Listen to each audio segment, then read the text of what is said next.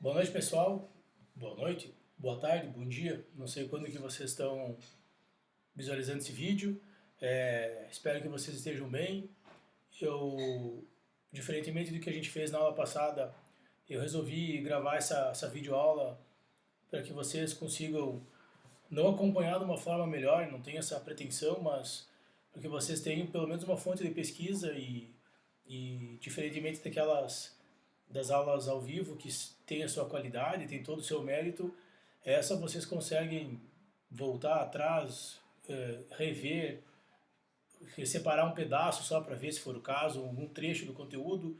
Então eu testei isso com outras turmas e o resultado, a resposta foi bem positiva, o pessoal acabou gostando e eu estou tentando, a partir disso, então, fazer com vocês essa mesma metodologia e aí vocês, dentro das suas particularidades, eu recebi algumas informações da galera que está bem escondida lá no meio do mato, então, assim, por qualquer problema que venha a ter com conexão, isso está salvo e vocês acabam podendo visualizar é, quando acharem melhor e desde que visualizem, né? Uh, e a lógica de ter uma aula à disposição de vocês e não ter aquela obrigatoriedade de fazer isso naquele horário, naquele momento, pela aula online, eu não tenho nada contra a aula online, pelo contrário, mas uh, sabendo também que já houve essa reclamação, e não de uma pessoa específica, mas no grupo de professores, foi levada a informação de uma quantidade elevada de trabalhos e um tempo demasiado e vocês para conseguir efetuar todas as atividades. Então também eu deixo esse vídeo gravado e aí vocês vão olhando conforme forem achando mais útil e mais pertinente.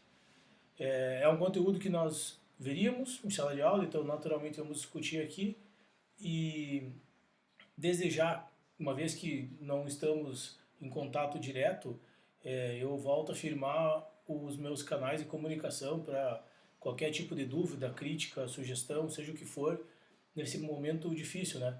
E difícil e diferente. Então o meu Twitter está aí, meu Instagram está aí, meu WhatsApp está aí, meu e-mail está aí, que vocês, por qualquer razão, desde que minimamente racional, venham entrar em contato comigo para qualquer tipo de situação que venha aparecer. É, eu sei que não é fácil esse período de adaptações e já pode gerar dúvidas até com relação às orientações políticas, né? Estamos passando por um momento completamente sui generis, digamos assim. Nós é, temos várias autoridades políticas entre prefeitos, prefeitas, governadores, presidente e não que cada um está puxando para um lado, mas tem uma vertente não conversando com a outra, e isso pode gerar mais dúvidas ainda. E na dúvida pode gerar revolta. Por que temos que estar afastado? Por que não ter aula? A aula eu fico aquele horário lá, eu não tenho atividade depois, enfim. São vários os questionamentos, são várias as opiniões e nenhuma delas eu descarto, nenhuma delas eu acho que são erradas ou desproporcionais. Eu só que foge a nossa competência, foge a nossa capacidade ter uma situação diversa, né? Nós somos orientados pelo MEC, nós somos orientados pelos órgãos gestores do Estado e acaba que essa situação hoje, por aquilo que pareça, também é uma imposição do Estado, se não dos gestores principais, daqueles que auxiliam na gestão. Então peço a compreensão de vocês, peço a dedicação, um pouquinho a mais de vocês. Isso vai passar, isso vai acabar e que nós lá no fim consigamos não ter prejuízo e se houver que sejam mínimos ao ponto de conseguirmos recuperar. Isso só vai ser possível se todo mundo se doar um pouquinho, se todo mundo fizer um pouquinho a mais do que está acostumado, porque é o que nos resta nesse período, né? Mais uma vez, que vocês fiquem bem, que vocês estejam bem, que vocês estejam cumprindo com essas normas aí e que não haja nenhum tipo de problema futuro para a gente acabar com essa separação aí tão logo possível, certo? Bora lá. Do que nós conversamos, e tenho dois apontamentos a fazer sobre o material da aula passada. Nós tínhamos uma análise sobre princípios a ser feita e eu comecei o semestre, então na última aula que tivemos, eu comecei o semestre dizendo, última aula presencial, comecei dizendo que eu esperava que esse semestre nós não tivéssemos tantas alterações normativas e que pudéssemos transitar por uma singela, mínima segurança jurídica. E não é à toa que fomos surpreendidos na segunda-feira com uma medida provisória que teve vigência máxima por 3 horas, depois já foi capada dela uma parte do seu texto e que é totalmente importante na relação processual, né, porque estabelece efeitos ao contrato de trabalho, condutas ao contrato de trabalho, e também não é surpresa que nós teremos um outro texto, uma outra redação, não sei se no mesmo formato, mas nós teremos em breve, se não nessa semana, na próxima, com a participação mais efetiva, acredito eu, do Congresso, e numa solução para os contratos de trabalho, se é que os contratos demandam uma solução. O nosso direito agora é um direito que está absurdamente à tona, porque a economia está em xeque, e ao estar em xeque é natural que nós tenhamos desemprego, e o desemprego vai gerar naturalmente falta de renda no sentido coletivo, e aí mexe com produção, com consumo, enfim. E o primeiro vetor da nossa economia para desenvolvimento é mercado de trabalho, é emprego. Então, com essa parada, se essa parada se estender por muito tempo, e se tiver que ser assim que seja, mas que achamos mecanismos de resposta para diminuir o prejuízo, vai afetar diretamente o direito do trabalho, especialmente o processo do trabalho, né? Naquilo que nós já estudamos lá desde o primeiro semestre, se nós temos um problema na sociedade, o direito vem para resolver esse problema, a sociedade vai evoluindo, vai caminhando, e se amanhã houver um novo problema, que o direito produz uma nova resposta. E o nosso direito do trabalho, ele é historicamente, ele é na sua não essência jurídica, mas na sua essência fática, litigante. Então nós temos o processo do trabalho como algo latente, vigente e necessário, não que eu defenda, mas assim ter processo do trabalho constantemente, e acho que não vai ser diferente nesse curto espaço de tempo, nessa história que nós estamos vivendo aí. Então, eu vou preparar o material, no momento que nós tivermos um pouquinho mais de segurança jurídica com relação a esses tópicos, aí eu vou preparar o material e divulgar a vocês para que nós venhamos a entender um pouco melhor, se é que teremos essa capacidade e competência, se falo por mim, de entendermos o que está acontecendo juridicamente e o que pode vir a acontecer juridicamente. Dito isso, as instruções, essa aula vai ficar lá postada, como eu já disse, e eu vou querer que vocês façam minimamente um resumo do que nós estamos conversando, só para que eu venha ter o controle, para que a gente possa justificar isso tanto em chamada quanto em conteúdo dado, junto ao sistema da URI, junto ao sistema do MEC. Então, eu vou pedir para vocês que, ao finalizar isso, vocês façam um resumo do que a gente conversou, mais ou menos como foi falado, como foi feito no vídeo do outro professor na semana passada, e vocês me enviam por e-mail aí até a mesma data que nós conversamos, até sexta-feira à noite. Eu não tive uma resposta de qualquer um de vocês dessa turma sobre sugestão de melhoria, sugestão de alteração, então estou mantendo o mesmo ritmo, estou mantendo a mesma lógica, mas obviamente que vocês têm toda a liberdade de vir falar comigo e falar, professor, não está bom nisso, melhor naquilo, prazo é ruim, prazo é muito, prazo é pouco, enfim, vocês têm essa liberdade. Como não houve nenhuma manifestação, eu vou manter o mesmo segmento, mas deixo aberta essa possibilidade para que vocês venham falar comigo a qualquer hora, a qualquer momento que vocês julgarem pertinente. Certo, meus queridos e minhas queridas? Bora lá! O que eu separei para nós falarmos hoje, eu quero dar um destaque sobre competência. Nós falamos um pouquinho sobre competência na última aula, foi mencionado isso a vocês, para que a gente viesse a ter uma noção da competência da justiça do trabalho. Estávamos trabalhando a diferença, né, da justiça do trabalho para outras justiças, e eu rapidamente quero pincelar aqui alguns detalhes que podem ter passado despercebido de vocês, e aí eu prefiro pecar pelo excesso do que pela falta. Vou dar um destaque aqui ao artigo 114 da Constituição, É um artigo que sofreu algumas alterações nos últimos, nessa década, e na década passada, mas especificamente agora, com inserções de incisos que uh, vão vieram a ser importantes a partir da reforma trabalhista.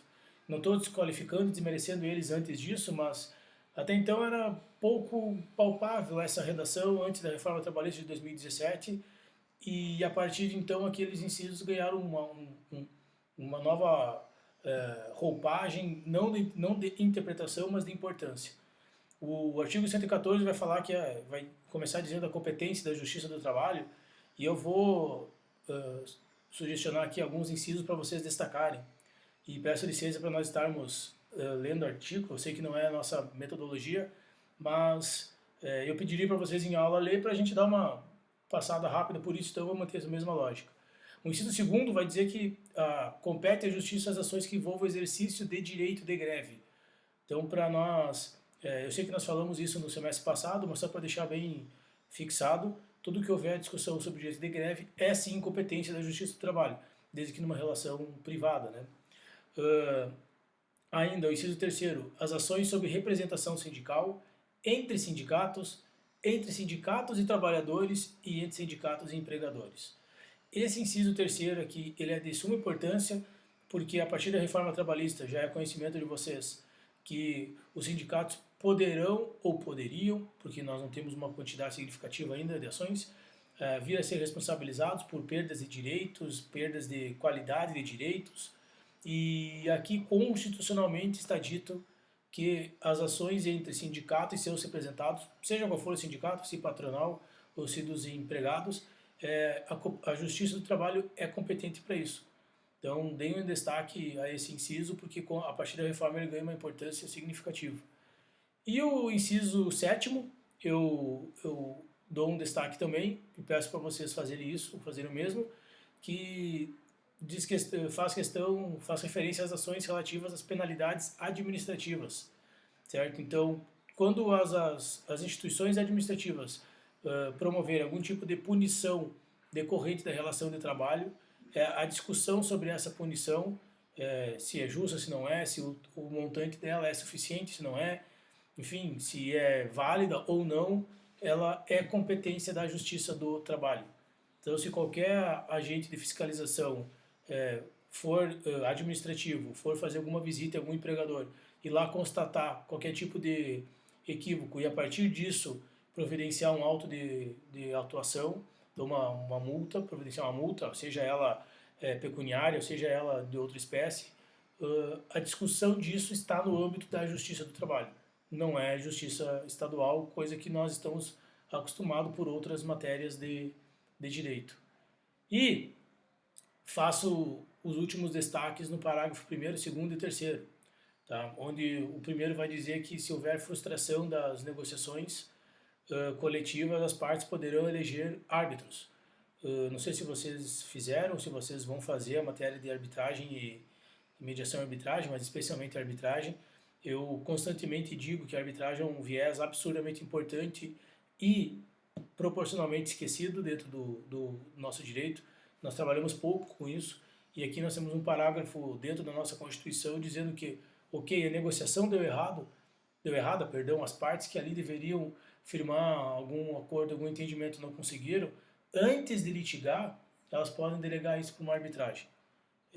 Então está constitucionalizado essa possibilidade e, assim como disse outras vezes, eu sugestiono que vocês deem uma atenção especial à arbitragem, que é uma grande sacada do direito essa utilização. O parágrafo 2º segue a linha do primeiro, mas no momento que é negado então o uso, que as partes recusam-se a utilizar a arbitragem, então é dada a faculdade a elas de comum acordo ajuizar um dissídio coletivo de natureza econômica. E aí esse dissídio coletivo de natureza econômica, ou seja, os sindicatos estão propondo essa ação, a Justiça do Trabalho vai poder decidir o conflito que ali existe, respeitando as disposições mínimas da proteção do trabalho, ou seja, respeitando aquele direito maior e consagrado, a Justiça do Trabalho vai tentar pacificar aquilo que não foi possível numa negociação privada. E o parágrafo 3º e finalizo aqui o destaque desse artigo, o parágrafo 3º vai trazer a vinculação da Justiça do Trabalho para decidir demandas trabalhistas em caso de greve de serviço ou atividade essencial, né? E se houver uma lesão ao interesse público, nesse momento, devido a esta greve, o Ministério Público do Trabalho, isso é importante destacar, o Ministério Público do Trabalho poderá ajuizar uma ação coletiva. E isso é competência da Justiça do Trabalho, por óbvio. Então, mas se for um prejuízo à sociedade, se for prejuízo ao interesse público especificamente, o Ministério Público do Trabalho pode ajuizar uma ação. Então, dei um destaque, isso aqui costuma ser bastante cobrado em algumas provas específicas desse tema. Beleza? Finalizando isso, eu queria adentrar numa função específica da Justiça do Trabalho, especialmente nos juízes do trabalho. A gente sabe que tem uma jurisdição própria, a gente já falou um pouco da competência, a gente já tentou desenhar lá a estrutura do TST, aos TRTs e a própria Justiça do Trabalho, e dentro dela com as suas varas, ainda denominada vara do trabalho na primeira instância, mesmo que haja a pluralidade delas. Falamos da importante alteração que ela sofreu e por que não do nascimento da então Justiça do Trabalho de hoje, a partir da emenda constitucional número 45, mas a CLT, ela trabalhando com o direito individual, trabalhando com o direito coletivo e também com o direito processual, ela traz algumas orientações e algumas obrigações aos processualistas, a quem for processualizar junto ao direito do trabalho, sejam partes interessadas, seja a própria Justiça do Trabalho. O artigo 659 da CLT é outro que eu dou um destaque, peço um destaque especial a vocês, porque ele vai trazer a competência privativa dos presidentes das juntas, que nada mais é do que são os juízes do trabalho. E aí tem algumas competências que não nos é tão comum na justiça estadual, normal. E ao não ser comum, talvez a gente, sendo questionado em alguma eventual prova, a gente vai falar, não, vou comparar com a justiça estadual, e na justiça estadual isso não existe, então ali por óbvio também não vai existir. E eu dou um destaque, peço para vocês marcarem isso, destacarem esse artigo e os incisos que eu vou mencionar agora adiante, porque é nessa diferença entre teoria e prática, ou entre comparações, né, que nós podemos vir a ser levado a erro, e com isso nós temos um prejuízo aí que poderia ser evitado fatalmente. Pois bem, o primeiro inciso do 659 vai dizer presidir as audiências, que é óbvio, tá? O segundo, executar suas próprias decisões proferidas por ela. Então, tomou a decisão, então você já é o responsável pela execução da mesma, tá? Lembrando que aquilo que nós falamos lá dos princípios na primeira aula, a execução pode ser movida de ofício, né? Então, quem deu a decisão pode de ofício executá-la. E aí o 659 já também é uma forma de estabelecer essa legitimidade. O artigo 6º, o inciso 6º, tem um detalhezinho importante aqui que pode ser contraposto ao processo civil normal, regular. Diz o inciso 6º, despachar os recursos interpostos pelas partes, fundamentando a decisão recorrida antes da remessa ao Tribunal Regional, ou submetendo-os à decisão da Junta, no caso do artigo específico. Ou seja, ao receber o recurso, é competência desse juiz de primeiro grau fazer uma análise e fundamentar a decisão, certo? Despachando para o tribunal ou não, ele tem que fundamentar. Isso é uma atribuição a mais para quem está ali resolvendo o processo. Então, dou um destaque nisso porque ele deve fundamentar. E os últimos dois destaques, no inciso 9º e inciso 10º, são destaques específicos a causas específicas.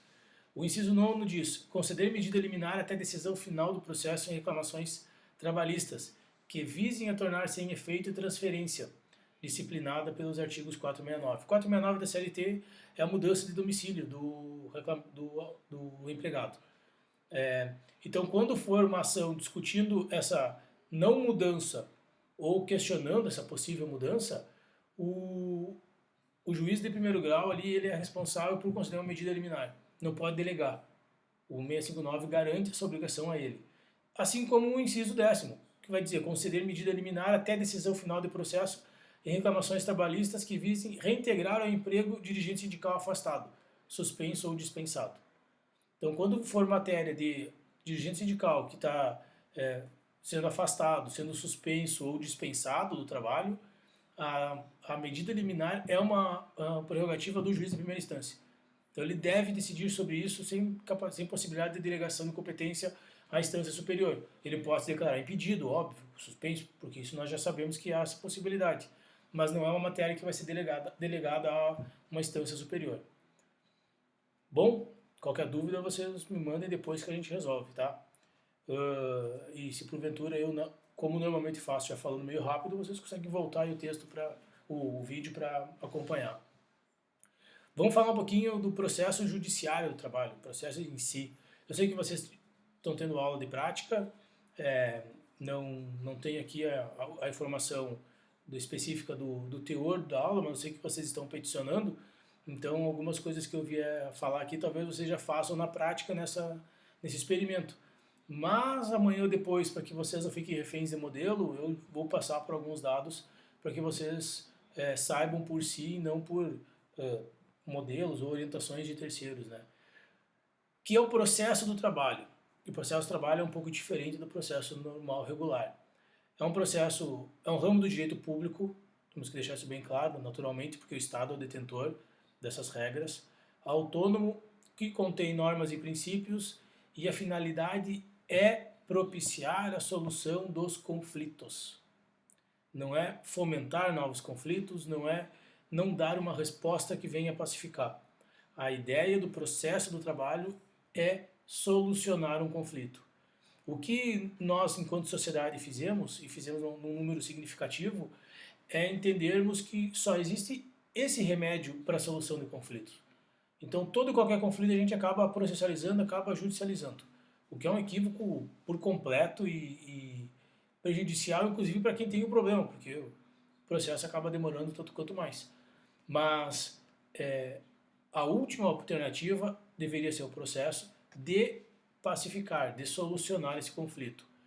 E é um processo autônomo, e desde o início ele nasce autônomo, porque a CLT tem regras específicas a isso, só que essa autonomia tem uma delimitação de como agir, quando houver uma previsão, e uma delimitação de, em não havendo previsão, aonde buscar a solução. Então eu vou destacar 2 artigos para vocês aí dentro da CLT, 2 artigos que infelizmente estão bem distantes um do outro, e peço atenção nisso junto a vocês. O primeiro artigo é o oitavo da CLT. O artigo 8º da CLT, ele vai trazer as autoridades, deixa eu buscar aqui junto à própria CLT que eu tenho aberto, só um minutinho, e ele vai trazer as regras dessa autonomia. Ele vai delimitar a atuação e obrigar a vinculação dentro disso escrito. Deixa eu pegar aqui só um minutinho. O artigo 8º vai dizer que é livre associação profissional ou sindical, observado o seguinte: a lei não poderá exigir autorização do Estado e assim sucessivamente. Então vai garantir esse interesse público vinculado ao Estado, vinculado perdão, estava lendo a Constituição, desculpa. Perdão. Vinculado ao interesse público do Estado, com as regras da própria CLT, né? E vai dizer o seguinte: as autoridades administrativas e a Justiça do Trabalho, na falta de disposições legais ou contratuais, decidirão, conforme o caso, pela jurisprudência, por analogia, por equidade e outros princípios e normas gerais do direito, principalmente o direito do trabalho. Ou seja, vai estabelecer uma regra hierárquica e lógica. Nós temos que decidir se não houver na disposição legal e se não houver na contratual, e aí é legal, vocês têm que ter uma observação sobre o contrato coletivo, convenção coletiva, as negociações coletivas como um todo, porque elas produzem regras. Vai ser usado jurisprudência, analogia, equidade e outros princípios e normas gerais do direito, vinculados ao direito do trabalho. Tá? Por fim, costumes e direito comparado. Vejam que o artigo 8º da CLT já estabelece uma autonomia do processo do trabalho. Ah, professor, mas essa autonomia é meio parecida, por vezes até em alguns tópicos idênticas ao processo civil. Pois é, mas se mudar o processo civil, essa aqui se mantém, porque está legislado, está regrado dentro da nossa CLT. E o artigo 769 da CLT, então são artigos bem distantes, como eu disse a vocês, o artigo 769 vai trabalhar com a omissão. E aí o caso que aquilo que é sabido, nós falamos várias vezes durante o curso de Direito, que é o direito processual civil ser uma fonte subsidiária. E aí o artigo 769 deixa bem claro isso. Nos casos omissos, o direito processual comum será fonte subsidiária do direito processual do trabalho, exceto naquilo que for incompatível com as normas desse título. Ou seja, aquilo que for prejudicial não é usado, e se não for prejudicial e não tiver legislado na CLT, usa-se o CPC. É comum nós errarmos as matérias processuais porque nós nos vinculamos à regra do processo civil comum. Errarmos as matérias processuais do trabalho porque nos vinculamos à regra do processo civil comum. E o processo do trabalho tem coisas específicas, dados inerentes a ele, somente a ele, que nos exige ter essa atenção, esse conhecimento. Dito isso, superado esses dois extremos dentro da CLT, é importante nós discutirmos a autonomia. E a autonomia, ela é dividida em 4. Eu vou dividir para vocês em 4, dentro da minha lógica sistemática, porque essa divisão de autonomia vai permitir que vocês visualizem o processo do trabalho, acredito eu, de uma maneira mais eficiente. A autonomia legal, então nós vamos ter na autonomia legal Constituição Federal e a CLT, tá? Provavelmente as produções de textos normativos entre sindicatos, mas fica restando vinculado a isso, autonomia legal. Autonomia doutrinária, e aí nós vamos ter uma ampla e vasta produção de conhecimento científico dentro do direito do trabalho, inclusive processual do trabalho. Uma autonomia didática, que é produzido por nós dentro das faculdades de direito. Nós podemos aperfeiçoar esse sistema. E a autonomia jurisdicional, que é o ramo próprio para julgamento. Então, o direito do trabalho está alicerçado nessas autonomias e ele só vai usar algo complementar se porventura ali for omisso, não se o outro for melhor. Se o outro for melhor, continua usando esse, infelizmente. É apenas e tão somente na omissão. Beleza? Adiante. Separei aqui algumas soluções dos conflitos trabalhistas. E são dados singelos, mas que espero eu que venham complementar, especialmente a matéria prática de vocês. As partes dentro do direito do trabalho, então, elas poderão ser individuais, né, ou coletivas. E as individuais, mesmo que elas sejam plurimas, mas ainda assim sendo individuais, cada um buscando o seu direito, né, um direito específico, ela vai discutir o interesse concreto, decorrente de uma norma já existente, e as partes são determinadas e individualizadas.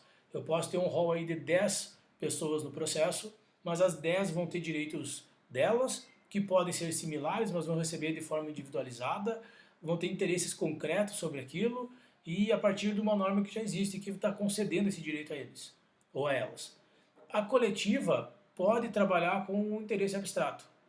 Vão pertencer a uma categoria, geralmente é o sindicato que propõe. O Ministério Público também pode fazer isso, mas é mais comum que o sindicato faça. E aí o sindicato vai discutir uma melhoria de um direito, uma garantia de um direito, um posicionamento, um entendimento diferente de um direito. Também pode versar sobre questões específicas e concretas, mas está legitimado a falar de questões abstratas. E aí, dentro dessa relação momentânea que estamos tendo dentro do nosso Estado brasileiro, não seria de todo estranho o sindicato ter uma ação coletiva para discutir segurança jurídica do contrato de trabalho.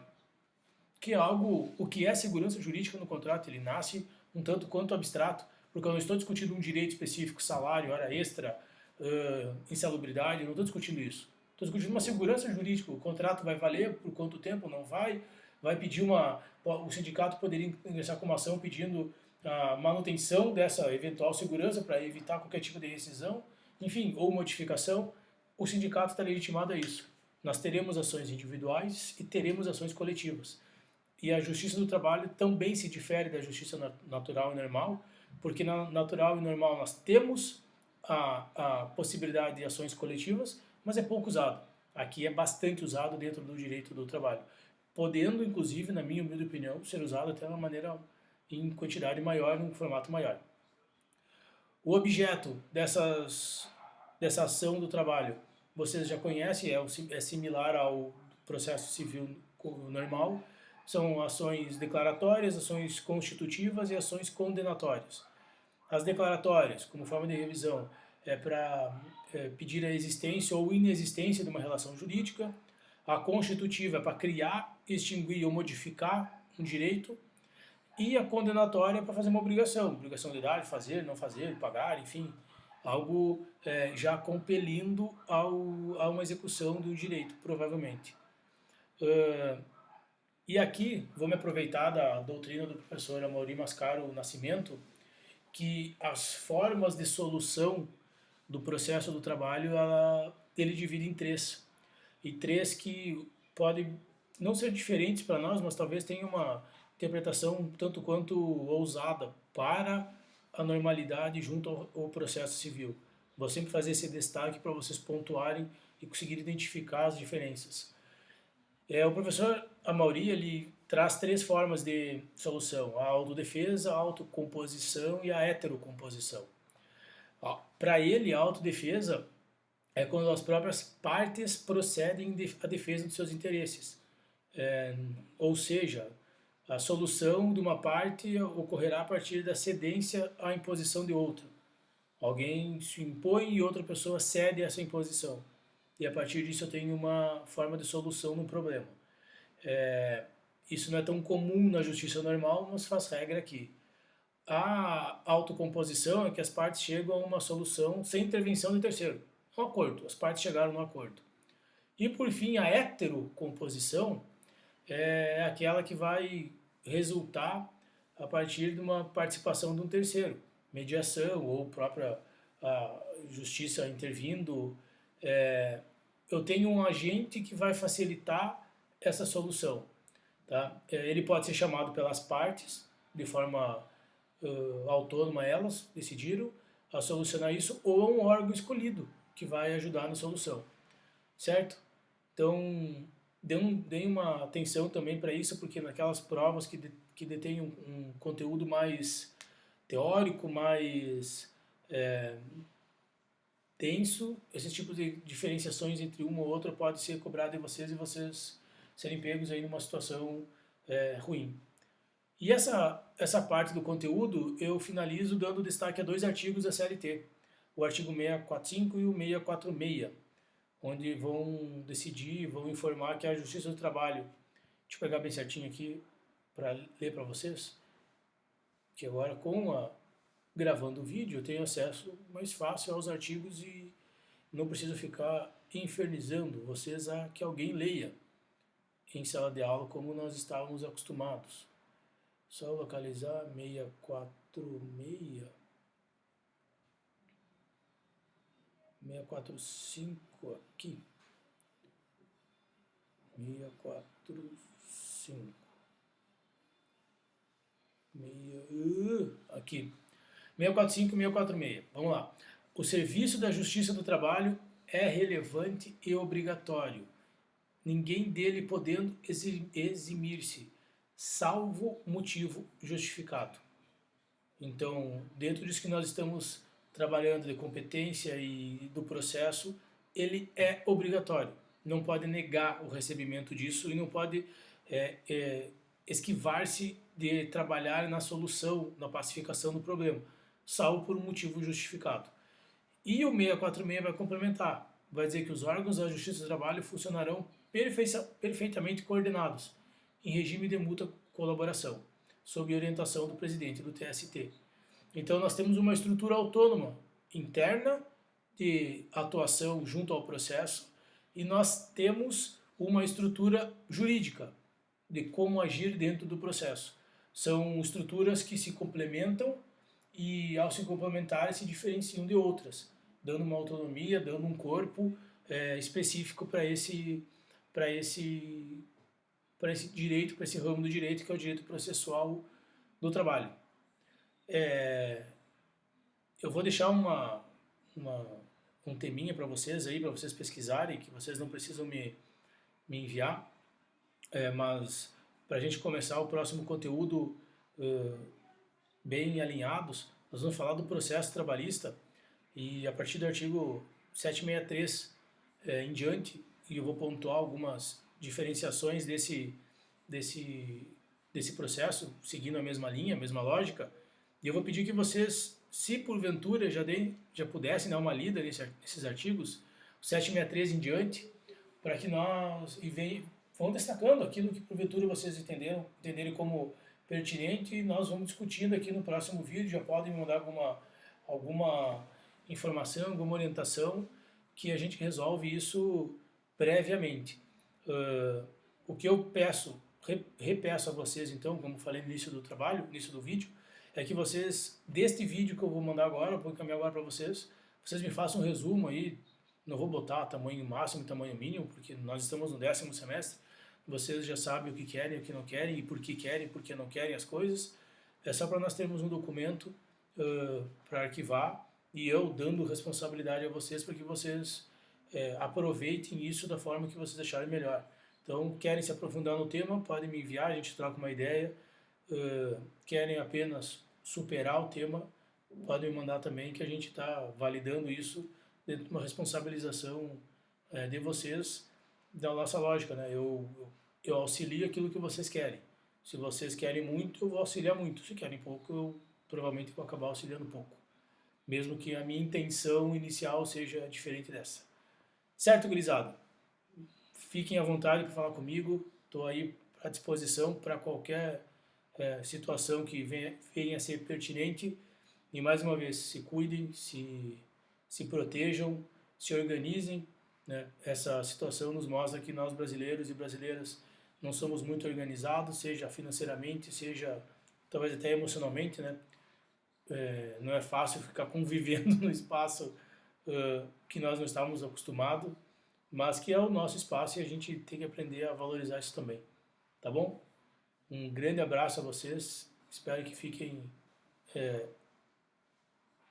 garantidos nessa manutenção boa aí, que vocês não tenham nenhum problema, e de ordem saúde, de ordem médica, de ordem econômica, e que consigamos superar da melhor forma. Fiquem bem, um abraço.